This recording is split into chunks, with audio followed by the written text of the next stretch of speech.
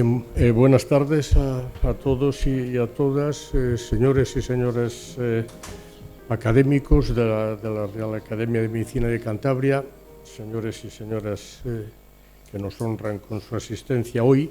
Vamos a abrir esta sesión solemne que presido en este caso porque nuestro presidente, el doctor Riancho, se encuentra fuera, y digo que vamos a abrir ya esta sesión solemne de la Real Academia de Medicina de Cantabria para celebrar el acto de recepción como académica de número de la doctora doña María Teresa García Unzueta. En primer lugar, tiene la palabra el doctor Domingo González Lamuño Leguina, secretario general de nuestra Real Academia, para que dé lectura al acta especial de nombramiento como académica de número de esta corporación a la doctora doña María Teresa García Unzueta. Acta especial de nombramiento. La Asamblea General Extraordinaria de la Real Academia de Medicina de Cantabria, en sesión celebrada el día 29 de octubre de 2025, acordó nombrar académica de número de esta Real Academia de Medicina de Cantabria a la doctora doña María Teresa García Unzueta, en atención a sus relevantes méritos científicos. Santander, 29 de octubre de 2025.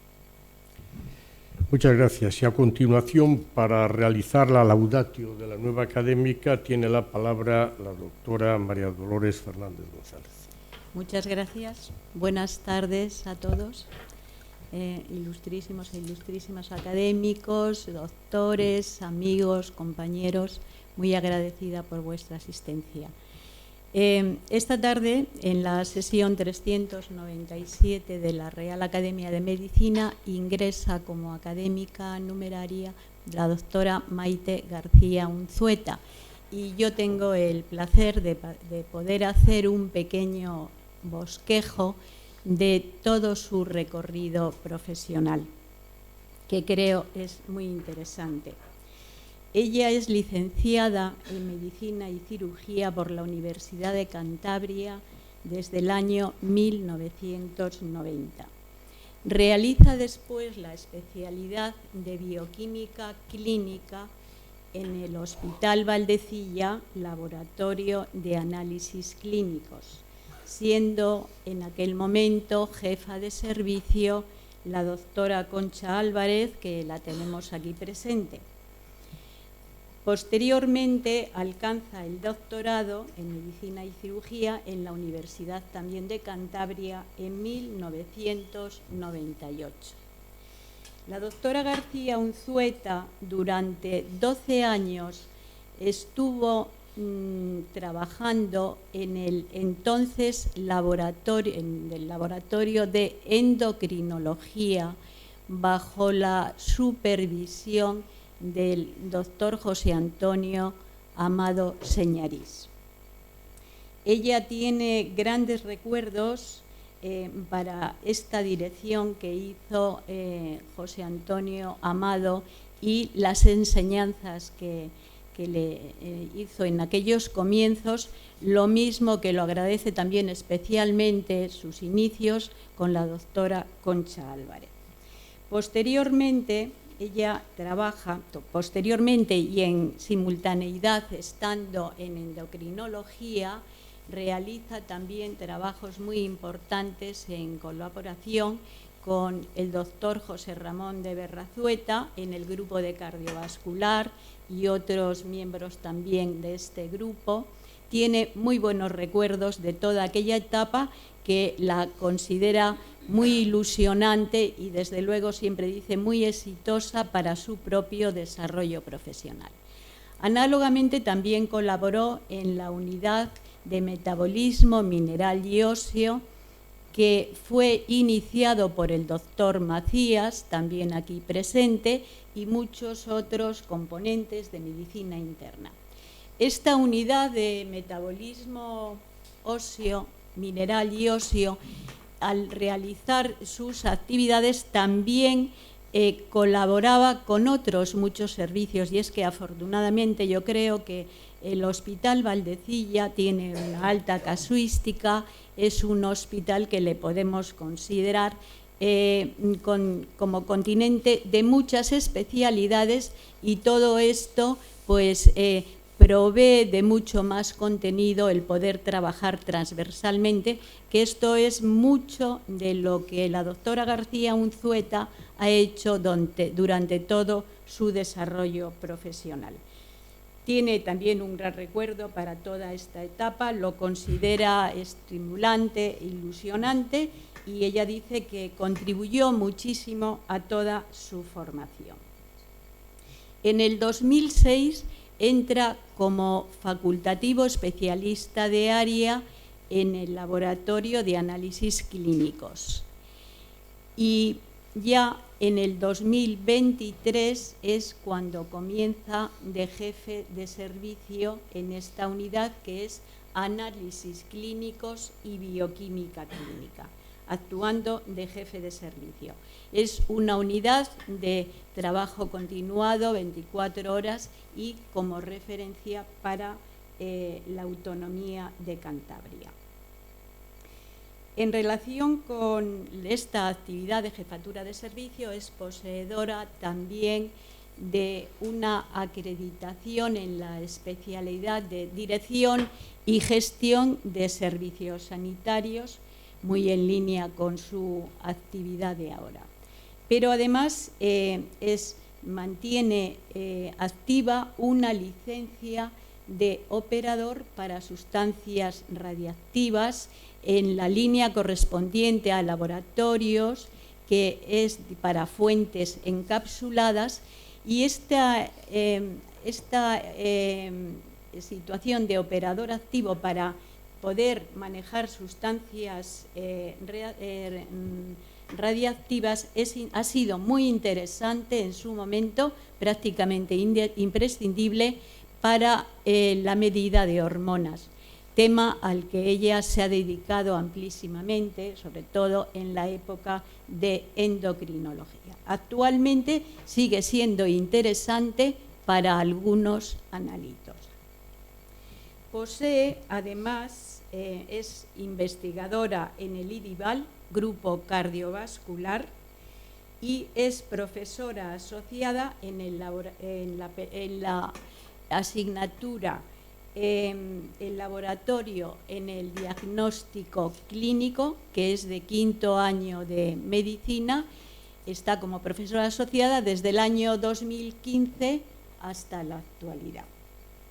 Y bueno, este es su recorrido. Creo que es un recorrido denso, sin pérdida de tiempo, y consecuencia de ello, bueno, pues aquí tenemos su currículum.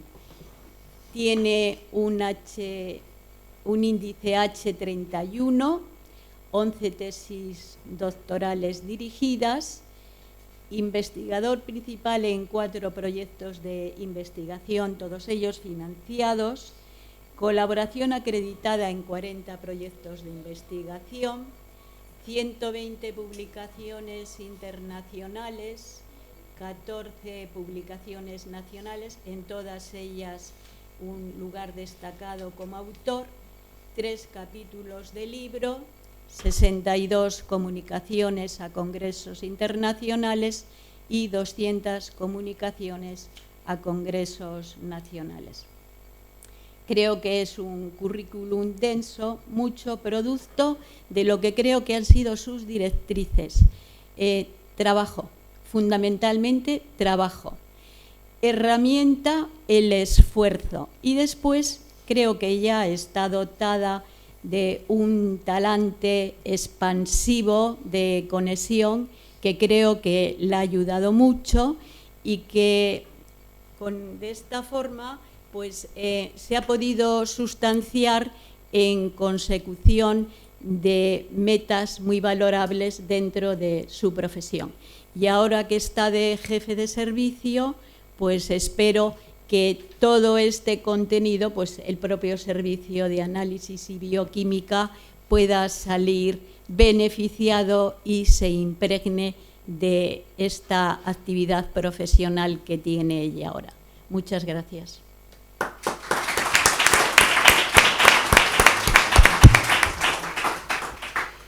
Bien, muchas gracias, doctora Fernández, por esa presentación y a continuación le voy a dar ya la palabra a la doctora María Teresa García Unzueta, no sin antes dejar constancia, ¿no?, de la enorme satisfacción de esta Real Academia por recibir a partir de ahora a la doctora García Unzueta y a su magisterio con nosotros. La doctora García Unzueta tiene la palabra para impartir el discurso de recepción titulado Pequeñas moléculas de grandes efectos, los esteroides. Cuando quieras.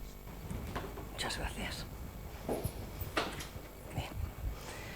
Bien. Ilustrísimos señores académicos, doctores en la sala, amigos, señoras y señores, en primer lugar agradecer a la Academia esta oportunidad que me brinda y sobre todo a mis avales, lo recibo de corazón y para mí es una responsabilidad grande con la Academia, estoy orgullosa por ello y espero corresponder con la Academia como corresponde. También agradezco a la doctora Fernández sus palabras, me ha dado tiempo a respirar, estaba un poco nerviosa, pero se ve que son palabras de amiga. Y con el permiso de todos ustedes voy a dedicar esta charla, que como he dicho me honra profundamente, a mi marido, que aunque no está aquí, el doctor Andrés Serrán es mi mayor apoyo cada día y como llevamos ya con este apoyo más de 30 años, pues esta dedicatoria para él, aunque no esté, y sobre todo para mis hijas, que son mi gran legado, las dos son sanitarias, aquí está una de ellas, Sara, que se dedica a medicina familiar y la otra es veterinaria en Madrid. Bueno, ¿por qué hablar de esteroides? Me decidí a hablar de esteroides porque, como muchos de ustedes saben, yo antes de ser jefe de servicio estaba en el laboratorio de endocrina y me dedicaba al análisis hormonal. Y hay hormonas que significan más reto que otras, hay hormonas más fáciles de medir que otras. Y los esteroides son uno de los grandes retos, como veremos al final, en la medición del laboratorio. Tenemos que mejorar en medir esteroides. Eso por una parte, porque forma parte de mi profesión y porque todavía es un reto en la práctica asistencial de cada día. Y segundo, porque a veces en el día a día, si oímos hablar de esteroides, todo el mundo lo relaciona con el gimnasio, con la musculatura. Y preguntas y te dicen, ni siquiera te dicen que son fármacos, te dicen el gimnasio. Y entonces me niego a que unas moléculas tan importantes se queden solo en una asociación con el gimnasio. Voy a hablar un poco de los esteroides en el mundo vegetal y animal, curiosidades más que nada. De esteroides en la fisiología humana, muy levemente, porque podríamos estar aquí días hablando de esteroides en la fisiología humana y en la práctica clínica. Y luego me iré a mi terreno, que es la determinación analítica en el laboratorio. Fíjense en esa figura, es toda una constelación de moléculas que si se fijan se parecen todas muchas, se parecen todas mucho entre ellas, porque tienen una estructura común, que es el ciclo pentano-perhidrofenantreno, y ya que he conseguido decirlo no lo volveré a decir. Es una estructura que aparece en todas ellas, son moléculas muy parecidas, pero con funciones muy diferentes todas ellas.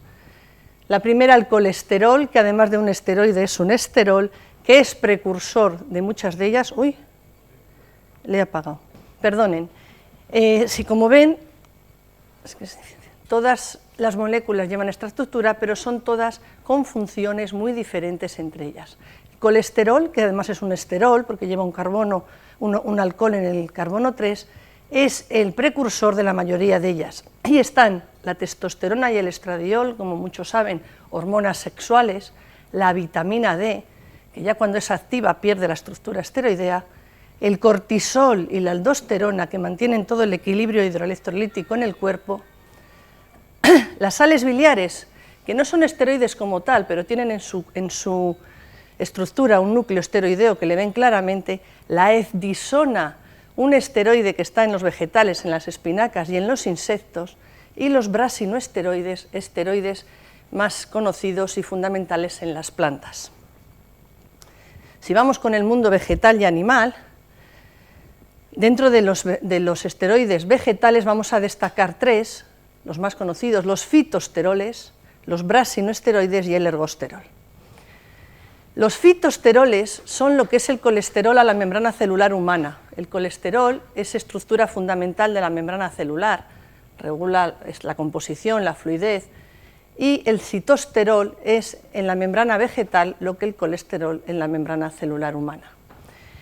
De los fitosteroles hay 3 fundamentales, el citosterol, campesterol y estigmasterol. ¿En dónde están? Lo tienen ustedes ahí, fundamentalmente en la soja, frutos secos, semillas, legumbres.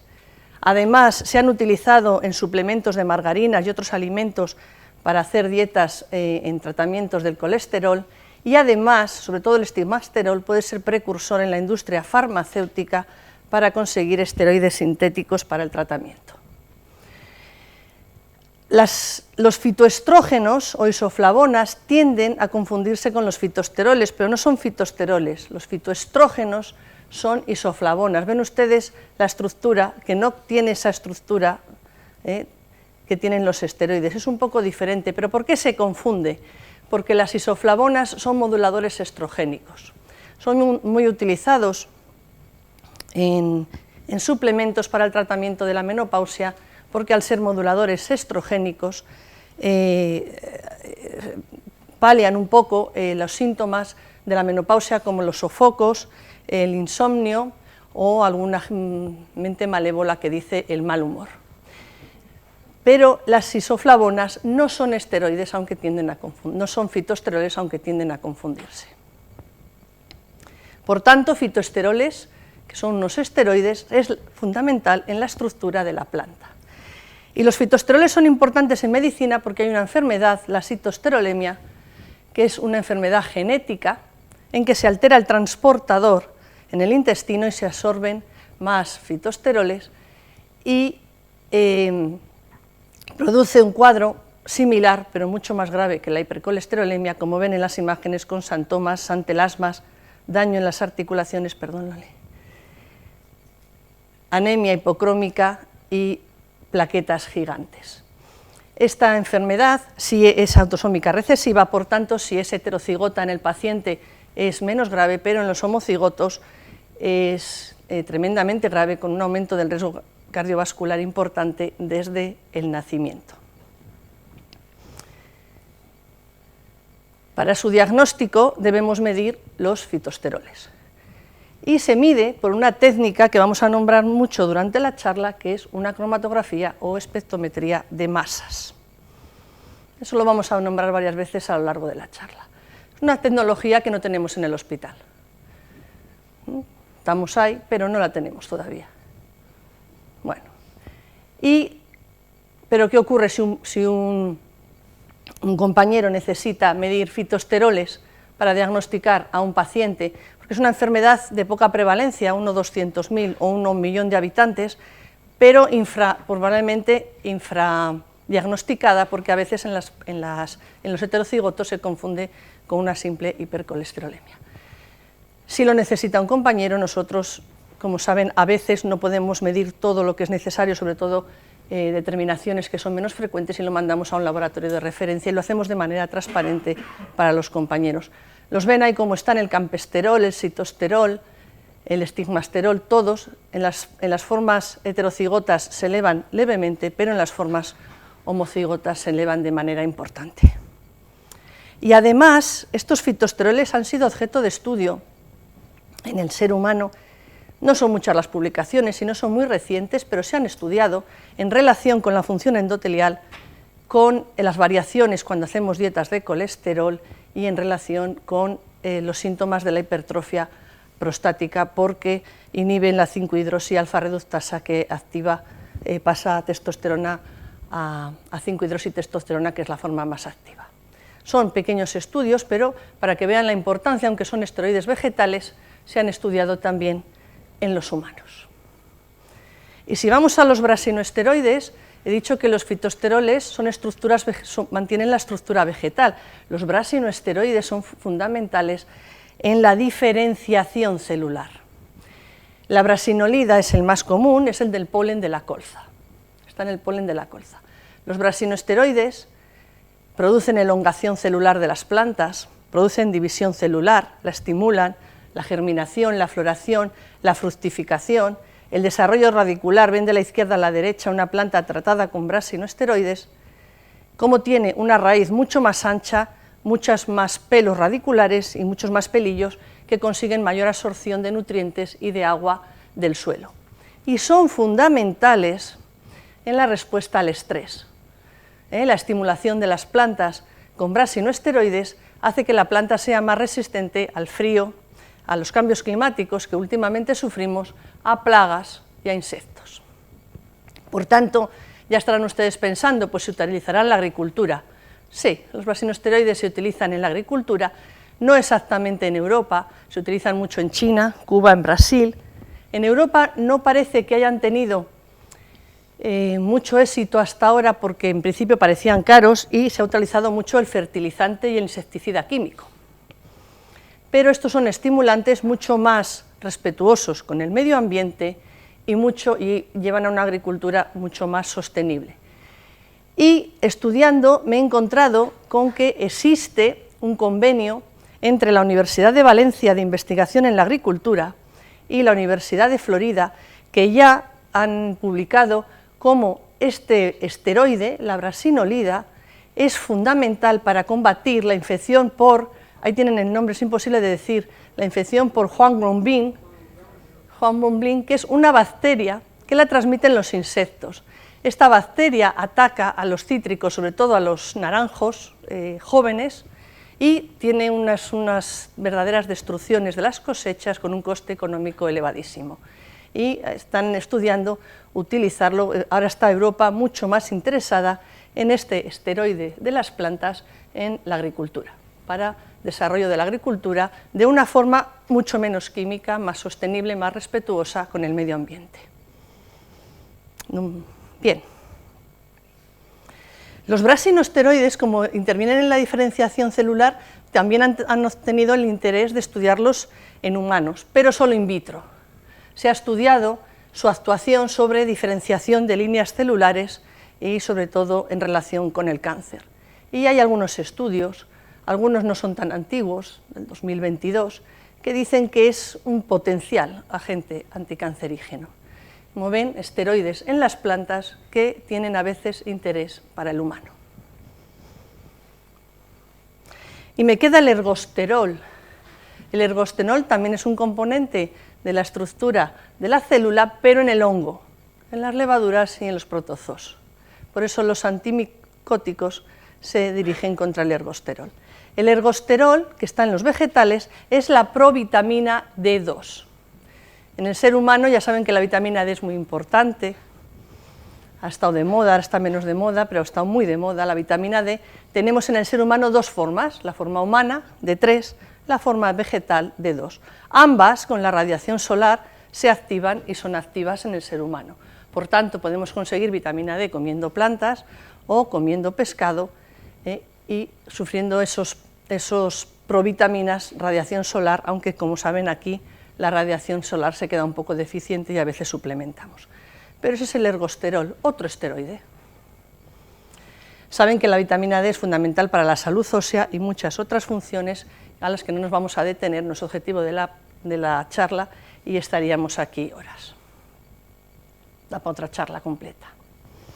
Si pasamos al mundo animal, en los vertebrados existen los sistemas de esteroides similares al ser humano. Existen glucocorticoides para la regulación del metabolismo, mineralocorticoides, regulación de la presión arterial, del flujo sanguíneo, y hormonas sexuales. En las aves y en los peces un poco diferentes a veces en el producto final o en la función, pero en los mamíferos bastante similar al ser humano. Por tanto, no voy a hablar mucho de la fisiología en los animales porque voy a hablar un poco en el ser humano y es parecida. Lo que sí voy a hablar un poco, voy a destacar que que los receptores de esteroides vegetales son sensiblemente diferentes de los receptores de esteroides en los animales y por tanto en el humano. Este es un dibujo sacado del libro de farmacología del doctor Flores, coautores, y vemos como el receptor vegetal de esteroides está en la membrana celular, simplemente se une a la membrana celular, no entra en la célula, pero activa una fosforilación que libera factores inhibitorios y activa factores de transcripción. Sin embargo, los esteroides en el ser humano, en los animales, tienen receptores intracitoplasmáticos o intranucleares. ¿De acuerdo? Los esteroides, no les he dicho, tienen naturaleza lipídica, provienen del colesterol, tienen naturaleza esencialmente lipídica, por eso pueden atravesar la membrana celular, entran en el citoplasma, se unen a los receptores y entran en el núcleo celular, o otros tienen el propio receptor en el núcleo celular. No voy a hablar de fisiología en animales, pero sí voy a hablar del uso de esteroides anabolizantes en los animales. Cuando yo era pequeña, ha llovido un poco, cuando yo era pequeña yo oía a mi madre: ese pollo es de engorde, esa vaca es de engorde. Y yo no sabía lo que era el engorde. Pues bien, los esteroides naturales son las hormonas producidas por nosotros mismos, pero podemos obtener esteroides sintéticos, diseñados en el laboratorio para maximizar el efecto anabólico de los andrógenos y minimizar el androgénico. Y esto en los animales, utilizado en el pienso, en implantes de liberación lenta o en fármacos, hace que cambie el metabolismo animal y aumente su producción de carne. Las acciones que tienen en el animal es retención de nitrógeno en la musculatura, y va a ser igual que en el ser humano, retención de nitrógeno en las células musculares, que es componente esencial de aminoácidos y proteínas, tiene un efecto anticatabólico. Cuando hay estrés se produce destrucción de las proteínas durante el estrés, un efecto catabólico proteico, pero los andrógenos bloquean los receptores de los glucocorticoides, impiden esta situación de catabolismo proteico y situación de estrés, y lo que consiguen es que reduciendo la cantidad de pienso consiguen más kilos de carne. Coste-beneficio más elevado para el ganadero. Disminuyen los costes de producción y la emisión de residuos al medio ambiente, y a mí también esto, y esto es un inciso, también a veces me llama la atención, la emisión de residuos al medio ambiente. Toda la vida hemos vivido con animales, y ahora que tenemos aviones, tanques, ejércitos y tal, los culpables de la emisión de residuos al medio ambiente siguen siendo los animales. Pero eso es un inciso mío. Bien, ¿en Europa está esta práctica? No. España empezó a usar anabolizantes en los animales, lo que vulgarmente conocíamos como engorde, en 1956. Pero Europa prohíbe taxativamente esta práctica en 1981. Europa completa, lo que es la Unión Europea, niega estas prácticas. En la foto ven cómo colocan un implante en la oreja del ganado. Aquí tengo que agradecer a la doctora Mercedes Gómez García, que es la jefe del Laboratorio de Salud Pública de la Consejería de Salud y además coordinadora del Plan Nacional de Investigación de Residuos en los Alimentos, que me dejó esta foto, que además fue una foto que presentó en su propia entrada en la academia. Pues bien, en Europa, en 1981 se prohíbe taxativamente, y eso supone para Europa una guerra con la Organización Mundial de Comercio. En 1989 surge una guerra porque Europa no permite la entrada de carnes que no avalen su calidad, que no estén tratadas con anabolizantes. ¿Por qué el resto del mundo usa los anabolizantes? Porque hay países, Estados Unidos, Canadá, Australia, que piensan que podemos anabolizar los animales y luego dejar de darles los medicamentos y esperar un tiempo hasta el sacrificio, y que eso es sano y no produce perjuicio en el consumo. Sin embargo, la ley europea sigue siendo restrictiva por un principio de precaución. Prefiere precaución. En España no se puede usar anabolizantes sin saltarse la ley. ¿De acuerdo? Esta es la directiva que marca todo, 96-22-CE, que si ven engloban la 81 y 88, que es cuando empieza todo el conflicto, y no se pueden imaginar la cantidad de directiva que hay por debajo, que no solo atañe a no utilizar anabolizantes en los animales, sino a la composición del pienso, el etiquetado, el transporte, la limpieza de las unidades para no contaminación ambiental, etc. Una ley súper restrictiva en Europa y que está vigente. ¿Cómo lo consigue controlar Europa? Con el Plan Nacional, en España y en cada país, con el Plan Nacional de Investigación de Residuos, en vigor desde 1989, del que ha sido coordinadora la doctora Mercedes Gómez hasta el último año, hasta el año 2025, y durante 25 años, que tienen que asegurar que no hay presencia de estas sustancias de anabolizantes y de otros medicamentos que también son anabolizantes en los alimentos cuando llegan al consumo humano. Eso valía. Ahora abrimos un poco los aranceles. Sabrán ustedes por la prensa que tenemos acuerdos comerciales con algunos países de América para la carne, pero se supone que van a asegurar la calidad del producto. Entonces, ahora se abren un poco los aranceles. ¿Cómo consigue el Plan Nacional de Investigación de Residuos hacer esto? Con muestras aleatorias y sorpresivas en granjas y mataderos, con análisis mediante espectrometría de masas, vuelvo a nombrar esta tecnología. ¿Por qué? Porque la espectrometría de masas es súper sensible y los que intentan hacer fraude en los piensos ponen pequeñísimas cantidades de esteroides anabolizantes intentando que no sean descubiertas. Entonces necesitamos una tecnología tan potente como la espectrometría de masas que puede medir partículas por billón para testar los piensos y la comida de los animales. Y el no cumplir estas normas lleva a sanciones administrativas y fundamentalmente penales. Ahí tienen cómo testan en orina, en grasa perivisceral y en el agua que consumen los alimentos de manera aleatoria. Y además existe una ley de la protección de los animales, del bienestar animal, que si ustedes leen el Real Decreto del 2000 de España, de la legislación española, de la Ley de Bienestar Animal, si lo leen detalladamente, excluye a los toros de lidia y excluye al ganado de producción para carne. Pero la directiva europea sí los incluye y el Real Decreto está sometido a la directiva europea. Somos Europa y manda más la directiva europea. Hay que asegurar el bienestar del animal. Y todos estos anabolizantes le producen un estrés metabólico, problemas óseos y articulares de manera muy frecuente porque ganan muchísimo peso muy rápido cuando no han desarrollado su musculatura, ni sus tendones, ni sus huesos, agresividad y atrofia gonadal. Y alguien ya habrá pensado en la piscicultura. Pues en la piscicultura también se han usado en otros países los anabolizantes para reversión sexual, cambian las hembras a machos porque consiguen más peso, mayor tamaño, por el efecto anabólico y por prácticas de reproducción. Pero les insisto que tanto en el Gobierno de Cantabria, con la Consejería de Medio Rural y la Consejería de Salud, todo lo que llega al consumo humano está perfectamente controlado. Pero en fraude se intenta, aunque se descubre. ¿Y por qué este interés tan importante en Europa en mantener la seguridad en los alimentos? En la Asociación Europea de la Salud Alimentaria nos indica que estas hormonas exógenas, estos anabolizantes esteroideos que pasarían a la carne si la consumimos, actúan en nosotros como disruptores endocrinos. ¿Qué significa eso? Que nosotros producimos hormonas por nosotros mismos. Si tomamos hormonas exógenas, van a cambiar las funciones de nuestras hormonas e incluso bloquearlas.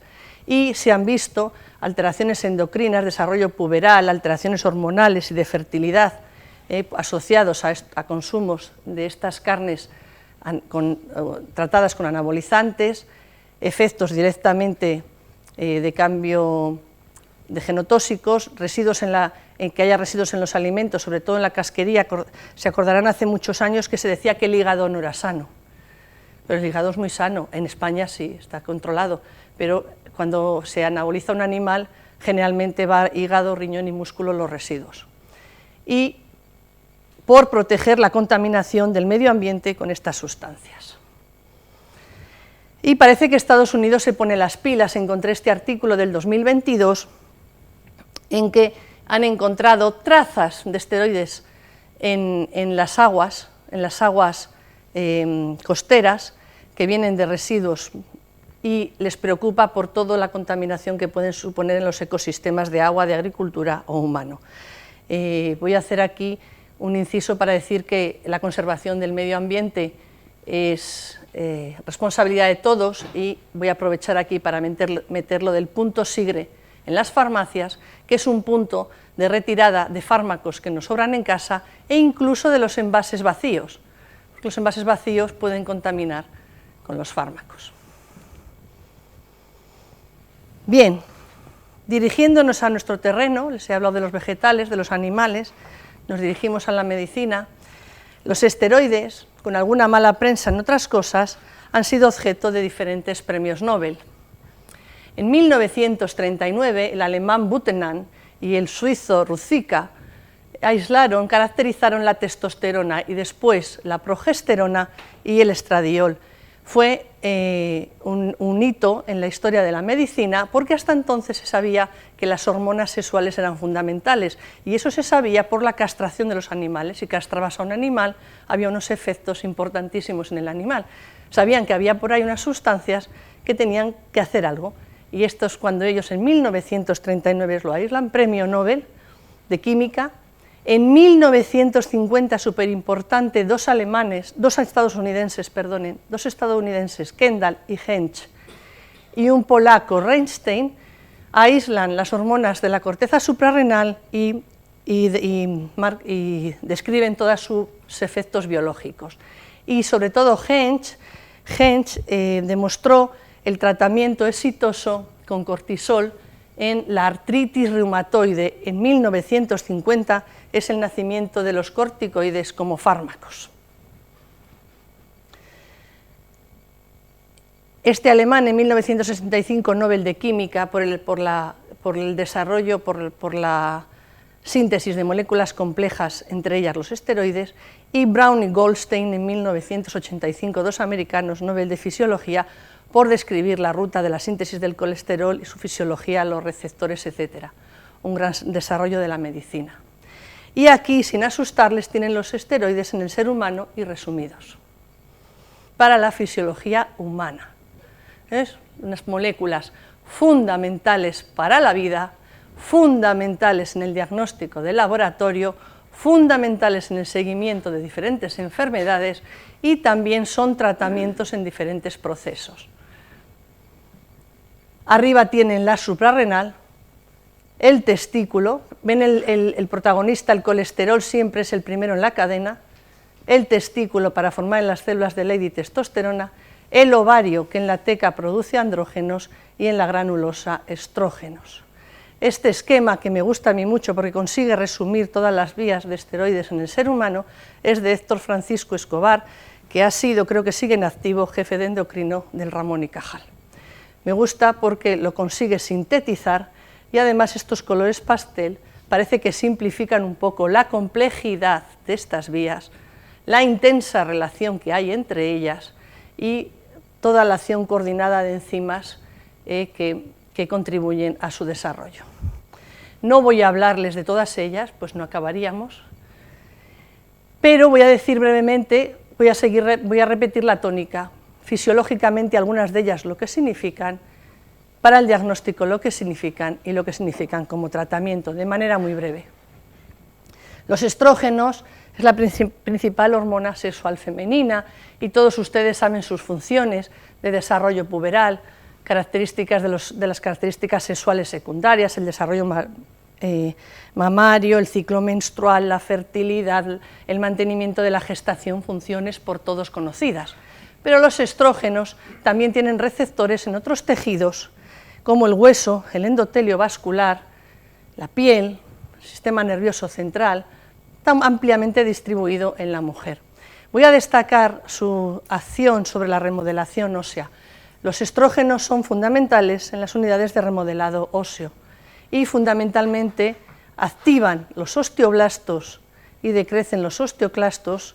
Hay un equilibrio siempre en el hueso, pero los estrógenos dirigen hacia la formación y aumentan la formación de osteoprotegerina, osteocalcina y colágeno. Por eso, en las mujeres menopáusicas, cuando bajan los niveles de estrógenos, que bajan hasta niveles indetectables, pierden esta protección que tenían sobre el hueso. Importantes. En la función endotelial también mantienen la homeostasis del vaso, facilitan la liberación de prostaciclina y óxido nítrico, y también tienen funciones metabólicas. No pensemos solo en las hormonas sexuales como para desarrollar los caracteres sexuales y la fertilidad y la reproducción. ¿Dónde les vamos a analizar? Cuando nos los piden nuestros compañeros, pues en todos los trastornos de función ovárica, menorrea, dismenorrea, infertilidad, ovario poliquístico, en los niños, pubertad precoz o retrasada, nuestros niños, ginecomastia, infertilidad masculina, hipogonadismo, pero también hay aplicaciones terapéuticas de los estrógenos, y ahí entonces hablamos de derivados sintéticos, en los hipogonadismos, menopausia, en las amenorreas, dismenorrea, como anticonceptivo, en el transgénero mujer, transgénero de hombre a mujer, y en algún cáncer, sobre todo ha sido utilizado en el cáncer de próstata. Les digo los estrógenos y los aíslo, pero en hormonas jamás podemos aislar una hormona. Si medimos estrógenos en un paciente, mediremos andrógenos y todo su eje de regulación desde el hipotálamo. Nunca se puede aislar esto en el ser humano, pero para contarlo tengo que hacerlo así. Lo mismo con los andrógenos, participan en la diferenciación sexual masculina y en la función sexual y los caracteres sexuales secundarios, pero los andrógenos tienen una potentísima acción anabolizante, porque participan alteran la función hepática promoviendo la síntesis proteica, lo que significa más proteínas, más estructura para el músculo, más fuerza, más hueso. Sobre el riñón activan la síntesis de eritropoyetina, que significa más eritrocitos, mayor capacidad de transporte de oxígeno. Por tanto, en conjunto, son acciones, y además las simplifico porque no nos da tiempo, tremendamente anabolizantes. Fisiológicamente no, pero en uso suprafisiológico sí. Cuando les analizamos, pues el hiperandrogenismo, ya sea del hombre o de la mujer, perdón, en la infertilidad, en algunos tumores, alteraciones metabólicas, etc.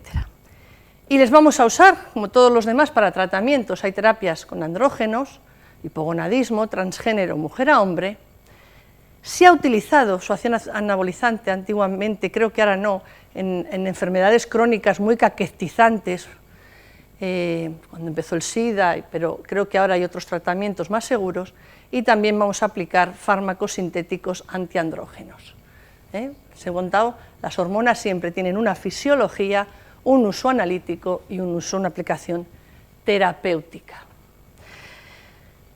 Y como este efecto anabolizante se ha utilizado mucho en el deporte, ha sido muy utilizado en el deporte federado los anabolizantes, pero es un tema actualmente muy controlado, y un poco menos controlado el de los gimnasios o fitness. Existen múltiples publicaciones de los efectos secundarios que tiene el usar los andrógenos, su función anabolizante, sobre todo en dosis suprafisiológicas. Les pongo algunos de ellos, pero hay muchos. Y aquí, perdonen porque el esquema está en inglés, los efectos que tienen sobre el hombre en verde y sobre la mujer. Y los efectos más importantes, que son los que están en verde, es la ginecomastia, la hipertrofia ventricular, la proteinuria y exceso de la función renal, la atrofia testicular, la zoospermia, la disfonía, cambios en la voz en las mujeres irreversibles, trastornos del cabello, hepatotoxicidad, trastornos de la menstruación en la mujer, eritrocitosis, dislipemia, hipertensión. Pero ojo, no debemos confundir el tratamiento con estos anabolizantes con otros suplementos que se utilizan en el deporte de manera segura, como la creatina y los suplementos proteicos. Son legalmente admitidos y lo que simplemente es base estructural para el desarrollo muscular, ¿de acuerdo? Lo único que si ustedes ponen suplementos proteicos en internet, y les invito a que lo hagan, les van a salir hojas y hojas y hojas de suplementos proteicos, y no todos tienen la misma calidad ni la misma seguridad, porque hay algunos suplementos proteicos que para conseguir efectos mágicos meten pequeñas trazas de anabolizantes. Cuanto más calidad es más caro el producto, pero algunos traen sellos de calidad, eso en los gimnasios deben de tener cuidado. Suplementos proteicos son perfectamente saludables siempre que sean de calidad, y la creatina también. Y en el deporte está tremendamente regulado, porque la WADA, la Organización Mundial Antidopaje, tiene una lista que se actualiza todos los 1 de enero de cada año. Se actualiza la lista de todas las sustancias que no se pueden utilizar como anabolizantes. Ahí están los andrógenos, pero hay muchos más fármacos, la EPO, los factores de la hormona de crecimiento, etc. Pero los anabolizantes esteroideos son uno de ellos. ¿Por qué se prohíben? Y aquí sí que hay consenso internacional, porque vulneran el principio de juego limpio y por lo que suponen para la salud humana, por el riesgo que suponen para la salud humana. La ley española que lo rige es la Ley Orgánica 11/2021, que adapta la Directiva Mundial a la legislación española y no está penado usar anabolizantes. Cualquier persona puede usar anabolizantes, suprafisiológicamente o como considere. Lo que está penado es prescribirlos de manera no justificada o venderlos, traficar con ellos, etc. Sobre todo si causan daños en la salud a menores o hay daños de salud importantes. ¿No pueden los deportistas usar estos medicamentos si los precisan? Sí. El mismo comité que regula el dopaje regula autorizaciones de uso terapéutico. Está perfectamente controlado el deportista, no es el caso de la charla, pero los beta-2 adrenérgicos no están permitidos, pero uno puede necesitarlos y está controlado y tienen sus autorizaciones. Y con esto voy a cerrar este tema, una imagen muy significativa de grandes daños que han hecho en el deporte Lance Armstrong, Ben Johnson, Maria Jones. Lance Armstrong 7 Tours, que luego se le quitaron por el dopaje. Ben Johnson volvió a la competición, pero también tuvo algún lío. Marion Jones perdió 5 medallas de oro. Siempre que se data el dopaje, se les quitan los premios, los récords y además el cuestionamiento deportivo de por vida. Y a la derecha les pongo el cine y la estética, porque claro, la estética del músculo ha vendido mucho en el cine.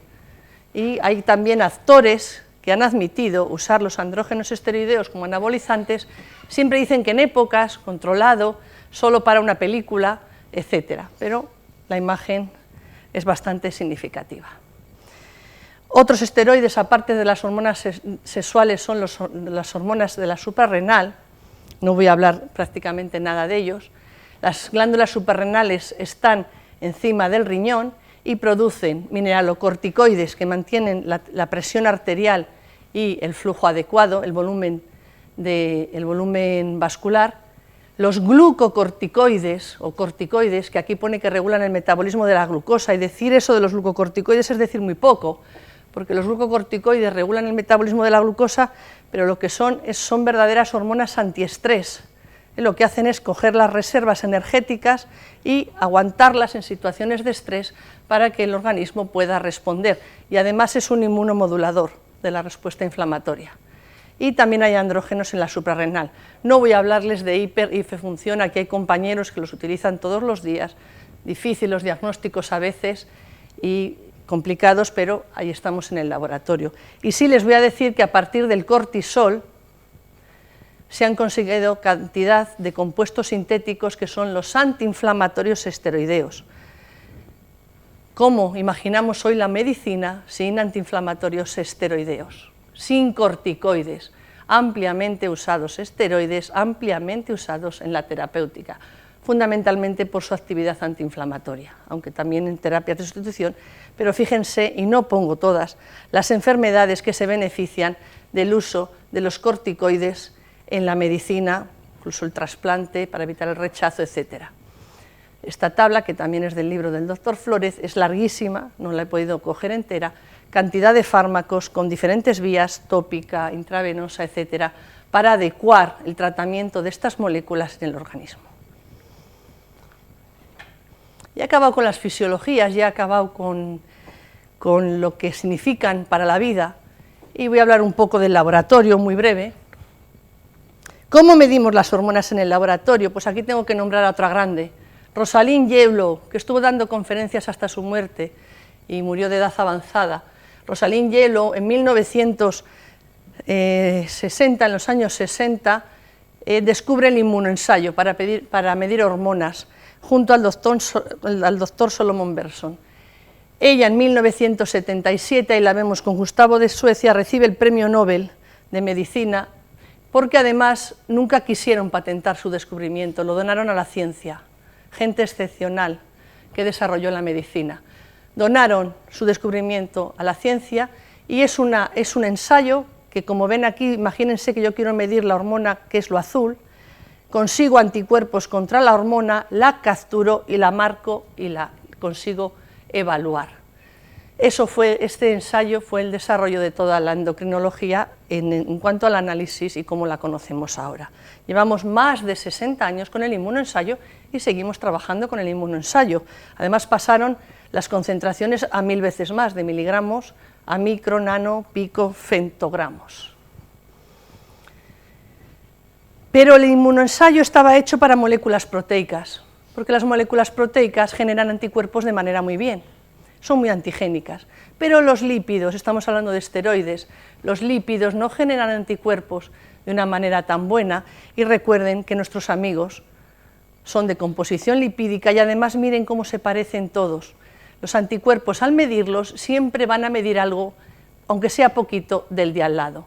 Por tanto, el inmunoensayo es un método que, hecho para proteínas, hemos extendido a los esteroides por necesidad. Fíjense, el de la insulina, el ensayo para la insulina se puso en marcha en 1962 y el del estradiol 12 años después. Eso significa que no es un buen método y que les costó mucho hacer anticuerpos para medirlo. ¿A dónde debemos ir? A la espectrometría de masas. Recuerdan que les dije que lo iba a nombrar mucho. Además, los andrógenos son difíciles de medir. A veces necesitamos medir formas libres en concentraciones de menos del 1% de la hormona, y en terapias anticáncer, como es en la castración química, en el cáncer de próstata o quirúrgica, necesitamos saber que no hay andrógenos, necesitamos bajar muy abajo la medición, lo mismo que en el cáncer de mama en tratamientos con inhibidores de la aromatasa, que bajamos el estradiol muy bajo, y nosotros, ven aquí, que no somos capaces de medirlo. Además, los esteroides son muy complejos en la preanalítica porque cambian año por año, sobre todo las hormonas sexuales.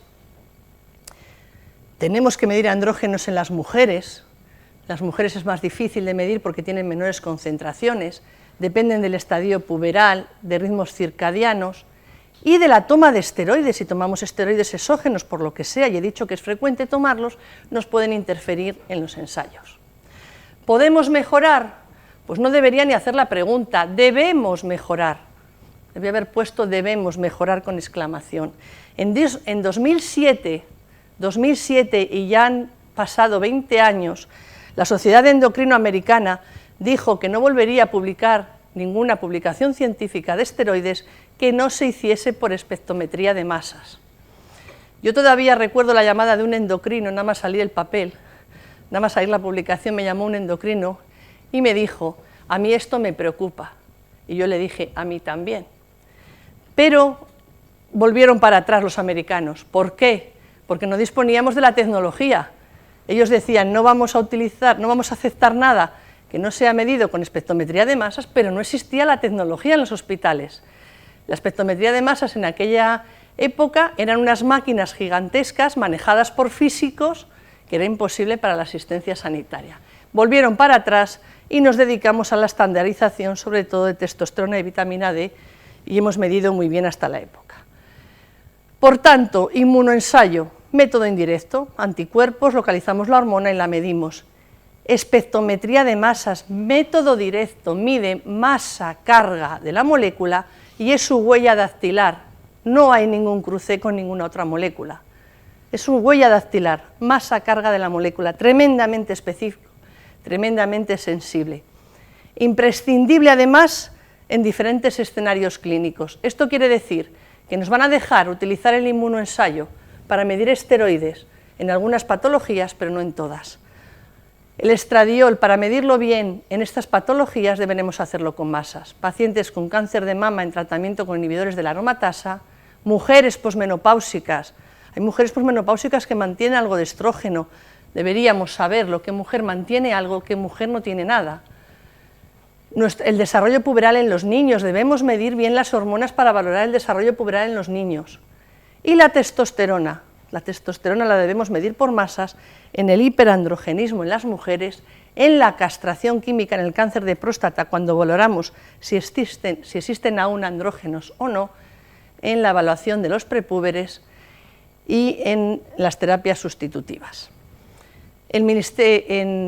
Esto está avalado por las sociedades de endocrino y por la sociedad de laboratorio, la sociedad de endocrino tanto adulta como infantil y la sociedad de laboratorio. Pero seguimos igual, todavía no lo tenemos. Fíjense aquí cómo defienden el medir por espectrometría de masas todas las hormonas de las que le he hablado. Fíjense aquí cómo son tremendamente parecidas, pero él las distingue perfectamente, y en una sola medición, importantísimo para nuestros neonatos, en una sola medición tenemos hasta 18 hormonas, cuando ahora cada ensayo es para una hormona, y vamos gastando sangre, y un bebé no le sacamos los tubos de sangre que ustedes sacan cuando van a una extracción de sangre, un bebé le sacamos estos ubículos, microtíter, que es enano, y necesitaríamos también, para poder estudiar hormonas en ellos, en un solo ensayo, con 15 micras, podríamos medir hasta 18 hormonas. Además, con la espectrometría de masas podremos medir, fíjense, nuestra estructura del principio, esto es la suprarrenal, muchos parámetros intermedios que nunca se han medido, como los oxiandrógenos, que van a tener mucho que ver en el cáncer de próstata y en el hirsutismo de las mujeres, nunca se han medido, y cuando tengamos espectrometría de masas empezaremos a medirlos. Y además tenemos ahora mismo utilizando fármacos, exemestano, en el cáncer de mama, fulvestrant, etcétera, que nos interfieren para medir testosterona y estradiol, y necesitamos medir cómo están las hormonas, pero el fármaco que estamos usando nos interfiere, que no lo haría con masas.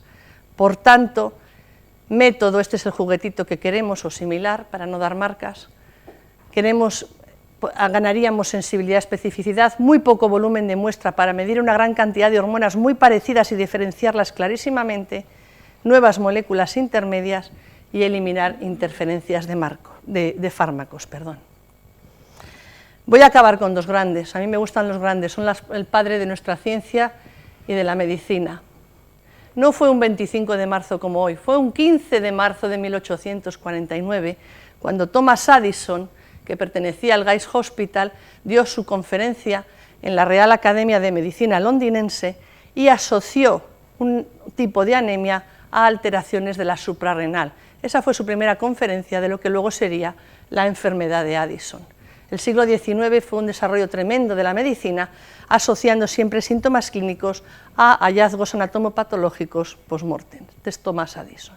Y una grande, entre las grandes, es Marie Curie, mujer trabajadora, incansable, pensadora, que decía que el camino del progreso no es rápido ni fácil, por eso yo me voy a quedar con esa frase y no voy a desistir en que mejoremos la determinación de esteroides para nuestros pacientes.